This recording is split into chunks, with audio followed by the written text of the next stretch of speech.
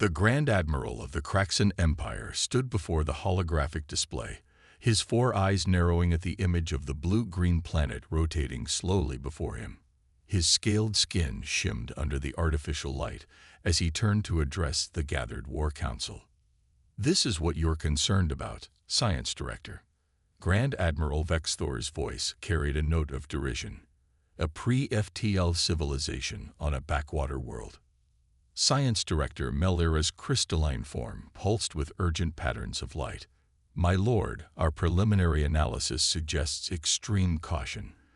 The species calls themselves humans, and they exhibit unusual behavioral patterns that—" "That what?" interrupted War Minister Kraz, his massive form dominating his section of the council chamber. "They can barely reach their own moon. Their weapons are primitive. Their cities are unshielded. The Kraxan Empire has conquered 1,000 worlds more advanced than this." Melira's lights flickered in frustration. "If you would review the xenanthropology reports." "Enough." Vexthor's command silenced the chamber. "The Empire requires resources, and this Earth sits upon rich deposits of critical minerals. More importantly, its strategic position makes it an ideal forward base for our expansion into this sector." The science director tried one last time. "At least allow us to complete our behavioral studies. These humans, they show remarkable." "Your concern is noted, Science Director." Vexthor cut her off.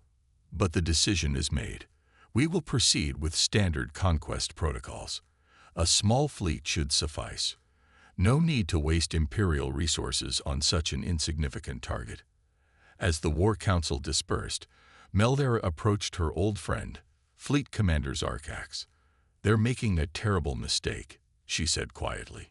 Zarkax's facial tentacles twisted in what passed for a smile among his kind. "You worry too much, old friend.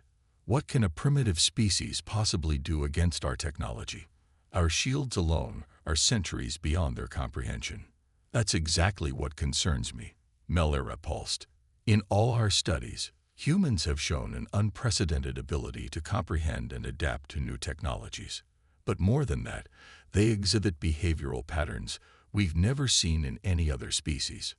Such as, they intentionally seek out challenges. They simulate warfare constantly through what they call entertainment.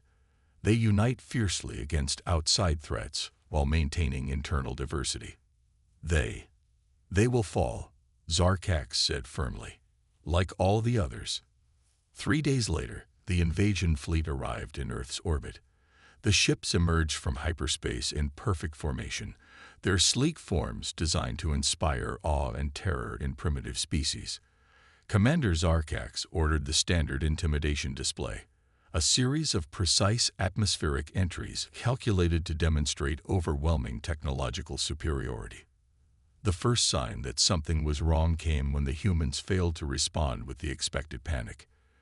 Instead, their global communication networks erupted with activity, sharing information, and coordinating responses with impossible speed.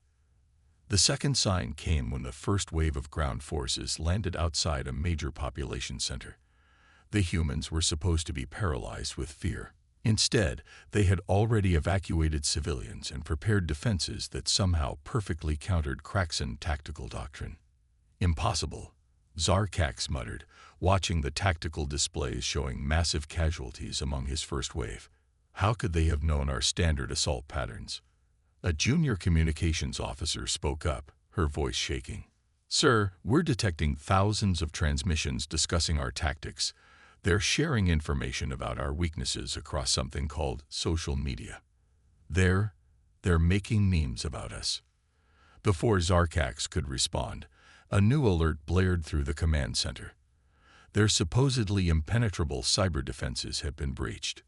The humans weren't just fighting back. They were inside the fleet's systems, their primitive but remarkably adaptable code somehow interfacing with and subverting Kraxan technology.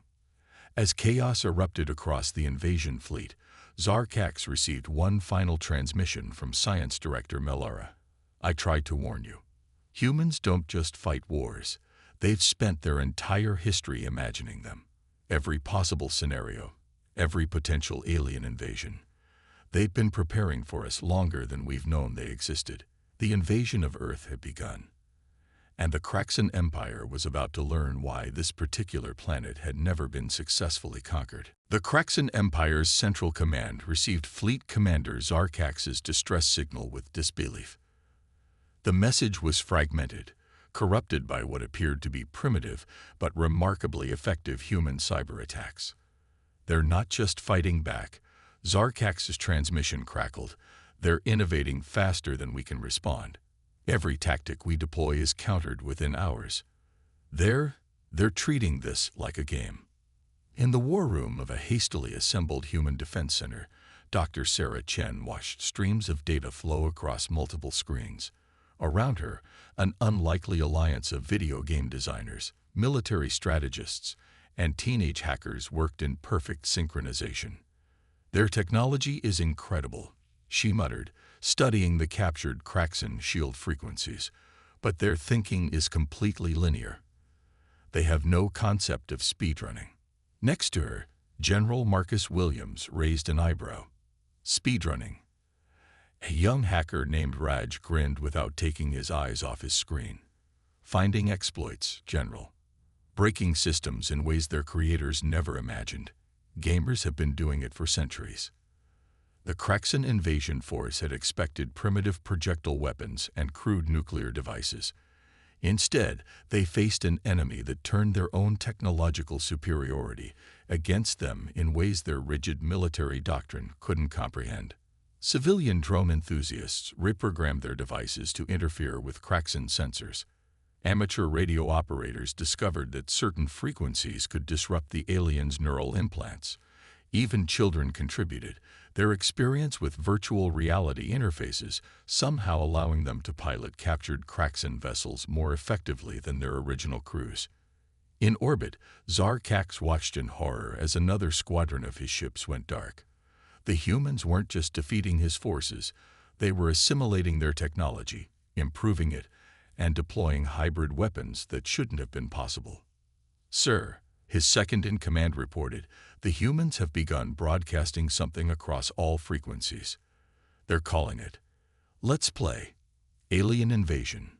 The broadcast showed humans worldwide sharing techniques for defeating Kraxan forces, but more disturbingly, they were treating it like entertainment, celebrating each victory with something called poggers and getting clips. In the Kraxan War College, such psychological warfare would have taken months to plan and execute. The humans seemed to be inventing new strategies in real time. Their collective creativity unleashed by the very threat meant to subjugate them. Deep in an underground bunker, a group of human scientists examined a captured Kraxan warrior. The alien's hierarchical neural implants, designed to ensure absolute obedience to superior officers, had proven to be their greatest weakness. "Their entire society is built on perfect order and control," Dr. Chen explained to General Williams. "They literally cannot comprehend our chaos. Every human acting independently, trying different approaches, sharing what works. It's overwhelming their command and control systems." The general watched as another report came in. Ordinary citizens had figured out how to turn microwave ovens into weapons capable of disrupting Kraxan personal shields. "They thought we'd be paralyzed by fear," he said. "They didn't realize that humans have been fantasizing about fighting aliens for generations." In orbit, Zarkax made one final transmission to the Empire before his flagship systems were completely compromised. The xenoanthropologists were right. Humans are unique. They don't just adapt to challenges, they embrace them. They don't just fight, they innovate. And most terrifyingly, they're having fun doing it. The message never reached the Empire. Human hackers, having cracked the Kraxan's quantum communication protocols through what they called sequence breaking, intercepted and archived it for later study. As the first week of the invasion drew to a close, humanity's counteroffensive was already beginning. Engineers worldwide had reverse-engineered Kraxan technology, improving it in ways the aliens had never considered. Military strategists had decoded their tactical doctrine and developed counters for every standard protocol. But perhaps most significantly, humans had turned the invasion into a unified global challenge, a problem to be solved with the same enthusiasm they brought to their games and sports. Social media buzzed with memes about Kraxan tactical weaknesses. Streaming platforms hosted live tutorials on hacking alien tech. Children traded tips about spotting Kraxan stealth units, like they were sharing cheat codes. In the Kraxan Empire's 100,000-year history, they had never encountered a species that treated warfare like a collaborative creative exercise. Their neural implants, designed to maintain order and hierarchy, were overwhelmed by the sheer variety of human approaches to problem-solving. As the third week of the invasion drew to a close, humanity wasn't just holding its ground, it was pushing back. The captured Kraxan ships, modified beyond recognition with additions ranging from solar sails to electromagnetic pulse generators crafted from repurposed microwave ovens, were proving superior to their original designs. But more importantly, humans had learned something crucial about themselves. Their greatest strength wasn't their technology, their numbers, or even their military might. It was their ability to look at any problem, no matter how alien, and see not just a challenge, but an opportunity for innovation. And as the first human-modified ships prepared to push beyond Earth's orbit, the Kraxan Empire was about to learn another terrible truth. Humanity wasn't planning to stop at mere defense. They had gotten a taste of advanced technology, and their collective imagination had already begun to dream up ways to use it that would change the galaxy forever.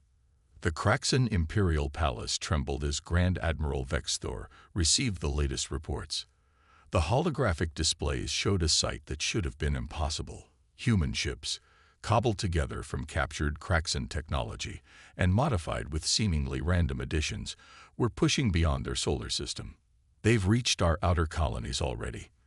The Grand Admiral's scales had lost their luster, his 4 eyes sunken from lack of sleep. How are they navigating hyperspace so efficiently? A junior analyst, her crystalline form dimmed with exhaustion, brought up another report. "They're using something they call speedrunning strats. Sir, they've somehow found ways to exploit the quantum properties of space-time that our scientists never considered. They're sequence-breaking reality itself." In the heart of human space, the newly formed Earth Defense Force had transformed the Moon into an advanced manufacturing facility. Engineers from every nation worked alongside artificial intelligence systems, combining centuries of human theoretical science with captured alien technology in ways that made the Kraxan physicists question their understanding of the universe. Dr. Martinez stood in the Lunar Command Center, watching as another fleet of hybrid ships prepared for launch. The Kraxans thought technology had to evolve in a linear fashion. She explained to a group of visiting diplomats. They never imagined that letting us skip ahead a few centuries would result in us taking completely different developmental paths. The human ships bore little resemblance to their Kraxan origins. Some used modified versions of old Earth technologies that the aliens had dismissed as primitive. Nuclear pulse propulsion, solar sails, even gravity assists, combined with advanced alien systems in ways that defied conventional physics. But it wasn't just military technology that was evolving. Humanity had taken the Kraxans' neural interface systems and reimagined them completely. Instead of using them for rigid command and control, humans had turned them into tools for sharing experiences, emotions, and ideas across vast distances. They're using our mental synchronization technology to play something called multiplayer games across light years. A Kraxan intelligence officer reported, his voice filled with disbelief. "And somehow, this is making them better at combat coordination than our military neural links." The Kraxan Empire's carefully maintained hierarchy was crumbling. As news of the failed Earth invasion spread, other conquered species began to take note. The humans weren't just fighting back. They were showing the galaxy that the Empire's technological superiority was built on a foundation of rigid thinking and missed opportunities. In a secret meeting of the Imperial Council, Science Director Melera's warnings from weeks ago were finally being taken seriously. The humans don't think of technology as something to be developed in careful, predetermined steps. she explained. To them, it's a toy to be taken apart, recombined, and used in ways its creators never intended. The displays showed human innovation spreading across cracks in space. Their ships were appearing and disappearing using techniques that the Empire's sensors couldn't track. Their communications were carried by methods that seemed to violate the laws of physics. And most disturbing of all, they were sharing their discoveries with anyone who wanted to learn. They're not just defeating us militarily, War Minister Kraz admitted. His massive form seemed somehow diminished. They're undermining the very principles our society is built on. The idea that progress must follow a predetermined path.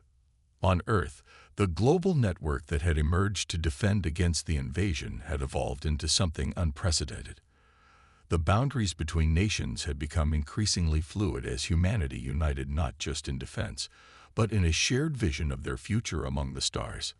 A group of human children had taken a captured Kraxan education system and turned it into an immersive game that taught advanced physics through what they called achievement hunting. Their innovations in learning and teaching were spreading through the galaxy faster than the Empire could contain them.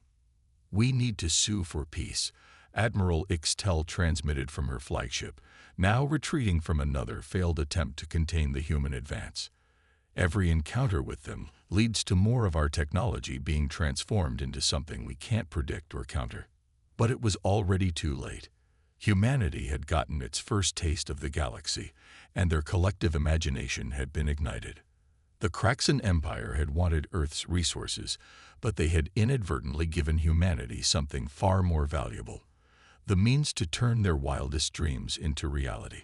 As the first human ambassadors prepared to address the wider galactic community, they carried with them not just advanced technology, but something far more powerful: the human spirit of innovation, the joy of discovery, and the unshakable belief that the impossible was just something that hadn't been properly gamified yet. The price of underestimating humanity was proving to be nothing less than the complete transformation of galactic civilization itself. One standard galactic year after the failed invasion of Earth, the Great Hall of the Galactic Concordat hummed with nervous energy. Representatives from 1,000 species gathered to witness something unprecedented: the formal recognition of humanity as a major galactic power. The Kraxan delegation sat quietly in their diminished section, their once proud empire now transformed into something very different. Their rigid hierarchy had given way to a more flexible system, inspired by their encounters with human innovation. Many younger Kraxans had even begun removing their neural control implants, preferring to think freely despite the chaos it brought to their society. Science Director Melara, now serving as the chief liaison between the Kraxan people and Earth, addressed the assembly. "We thought we were bringing civilization to a primitive world," she said, her crystalline form pulsing with complex emotions. "Instead, they showed us how many possibilities we had been blind to all along."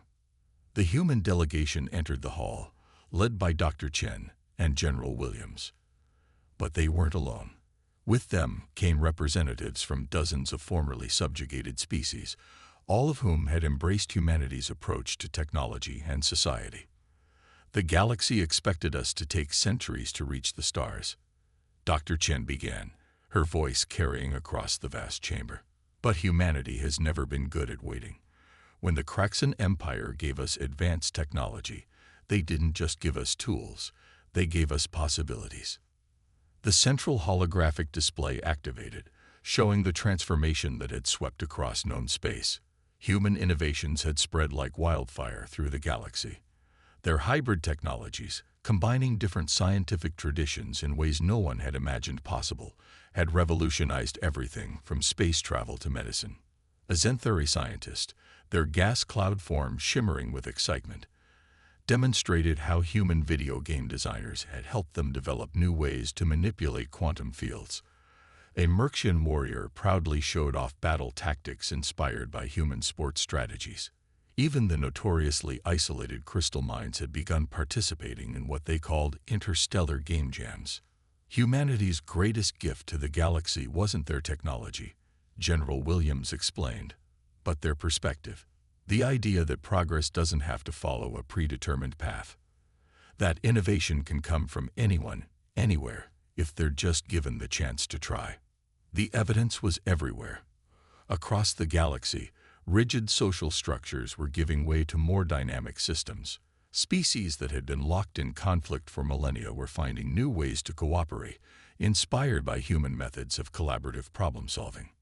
A group of young Craxans had even started something they called the Galactic speedrunning community, dedicated to finding new and efficient solutions to spacefaring challenges.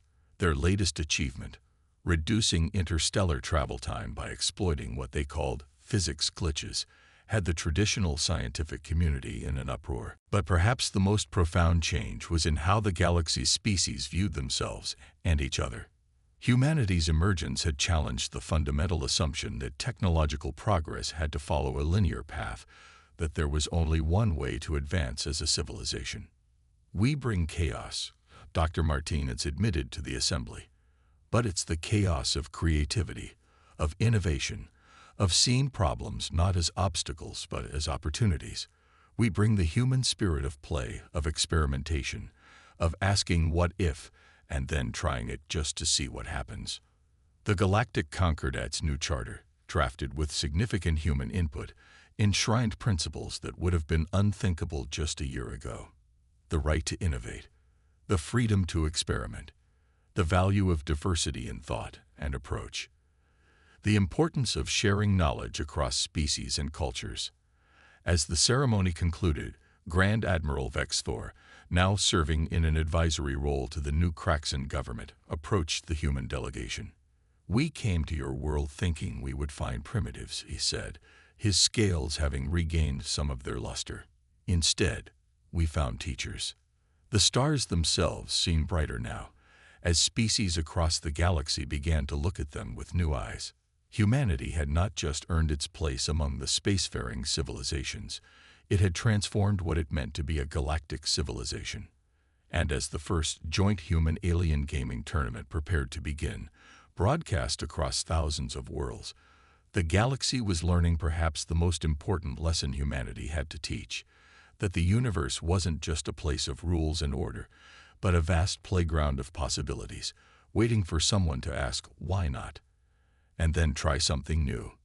The invasion of Earth had ended, but humanity's impact on the galaxy was just beginning.